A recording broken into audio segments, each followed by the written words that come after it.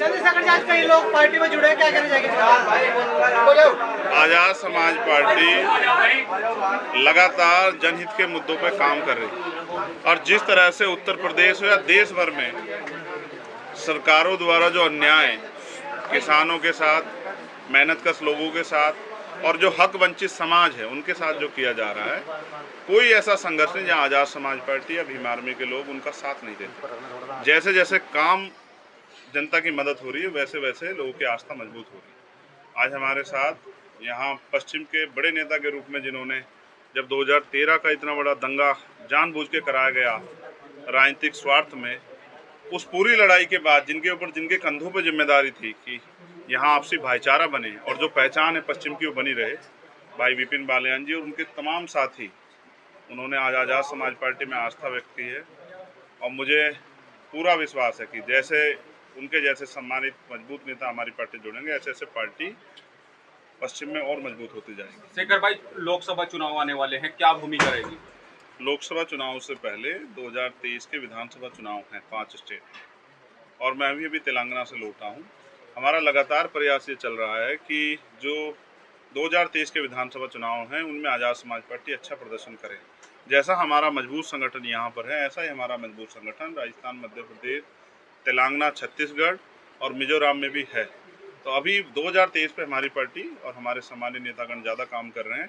24 का चुनाव भी हम लोग मजबूती से लड़ेंगे और उसके बाद आने वाले जो भी चुनाव हैं वो आज़ाद समाज पार्टी प्रत्येक चुनाव में मजबूती से जो है चुनाव लड़ने का काम करेगी। मणिपुर में हिंसा हो रही है, उस पर क्या कहेंगे आप? ये देश का, क्योंकि मैं भाग्य दुर्भाग्य में भरोसा नहीं रखता, लेकिन फिर भी मैं कहूँगा कि खोदा पहाड़ और निकला चूहा, जिन बातों के साथ, दावे के साथ भारतीय जनता पार्टी सरकार में आई थी कि हम एक के बदले 10 सर लाएंगे, ये तो बाहर की बात है। मैं तो बड़ा ताज्जुब में हूँ कि जिस तरह से मीडिया प्रसारित कर दी है कि उन्होंने रूस और यूक्रेन का युद्ध रुकवा दिया। भारत जिस तरह जल रहा है, भारत का एक प्रदेश मणिपुर, एक शब्द कहने के लिए प्रधानमंत्री में नहीं है, ना लोकसभा में जाके विपक्ष का सामना कर पा रहे हैं, ना ही कोई कार्रवाई करा पा रहे हैं। भारतीय जनता पार्टी की एक ही नीति है कि उनको चुनाव लड़ना है। बहन बेटियों के सम्मान के लिए ये पश्चिम है, पूरा देश ही हमेशा से खड़ा रहा। हमारी सभ्यता और पहचान है कि यहाँ देवियों की तरह बहन बेटियों की पूजा होती है, उनका सम्मान होता है, उनके सम्मान में तमाम तरह के बलिदान दिए जाते हैं। भारत का एक गौरवशाली इतिहास है। लेकिन बुरा ये है कि आज की सरकारों को बहन बेटियों के सम्मान से कोई मतलब नहीं है। आपने देखा किस तरह से महिला पहलवानों का अपमान हुआ, तब भी सरकार के लोग चुप थे। किस तरह से उत्तर प्रदेश में हाथरस का अपमान हुआ, उस पर भी सरकार के लोग चुप थे।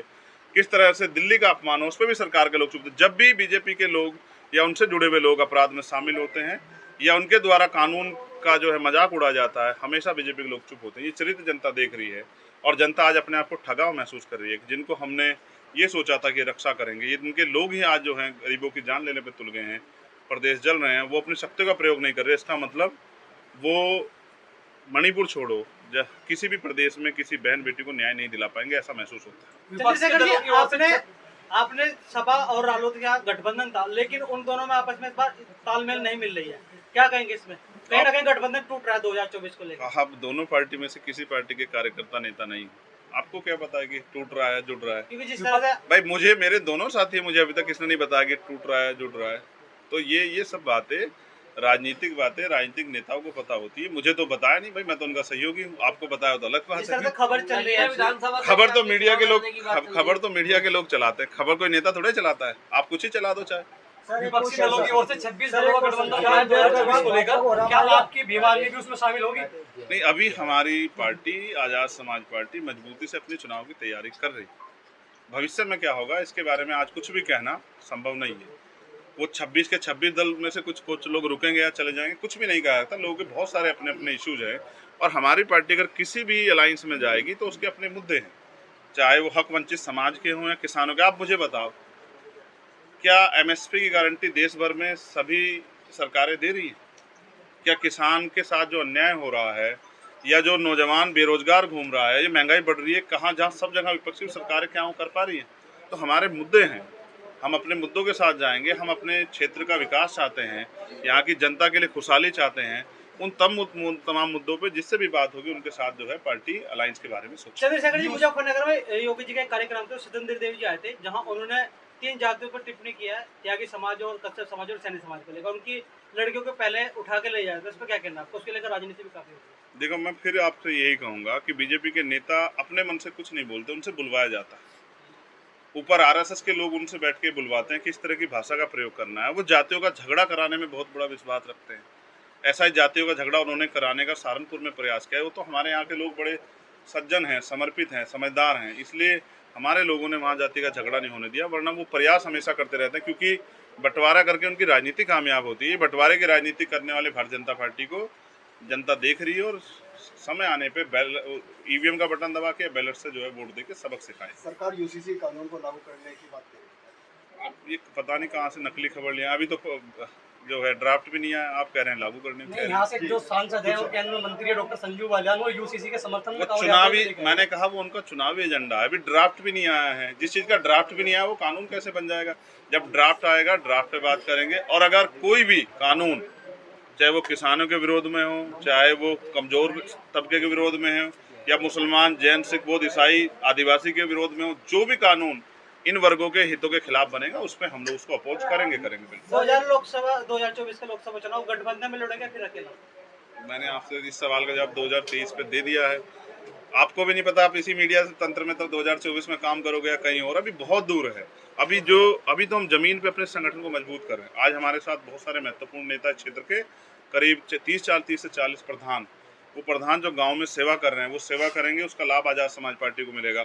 और उनका जो संगठन है, उनके साथ जो अन्याय हो रहा है, जिस तरह सरकार में बैठे लोग जो हैं या जो पिछले दरबारी सरकार में मिले हुए लोग, जिस तरह से वो यहाँ के किसानों को या मजबूत लोगों को जेल भिजवाने का काम कर रहे हैं प्रधानों को, उनके खिलाफ भी लड़ाई अभी लड़नी है जमीन पे। आपकी पार्टी के जो जिला उपाध्यक्ष थे उन्होंने अभी जहर खाया। हाल ही में मुझे जिलाध्यक्ष पर आरोप लगाया था ये पार्टी के प्रति इनका प्रेम है कि अगर किसी को पार्टी से हटा दिया जाए तो वो अपनी पार्टी इतना लगाव करता है कि उसके बिना एक दिन रहना नहीं चाहता। तो मुझे ऐसे साथियों पे बड़ा गर्व है।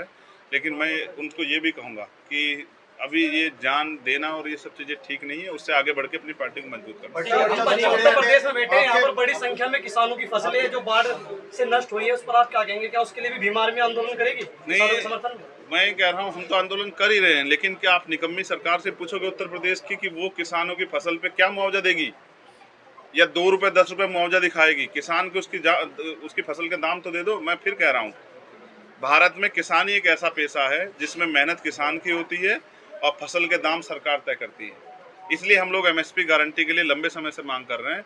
और फिर मैं कहूँ कि जो किसानों की इतने बड़े पैमाने पे कर्ज के लिए सुसाइड करना पड़ा किसानों को, 700 किसानों ने किसान आंदोलन के बाद जान दे दी थी। जब वो उनके साथ हुए अन्याय पे, सादतों पे नहीं बोले, वो मुझे नहीं लगता किसानों को भला कर सकते। आपके बढ़ते वर्चस्व को देखते हुए मायावती जी दिल्ली में डेरा डाले हुए हैं, कुछ ऐसा? ये आपको पता होगा, मुझे तो नहीं, मेरी बातचीत नहीं।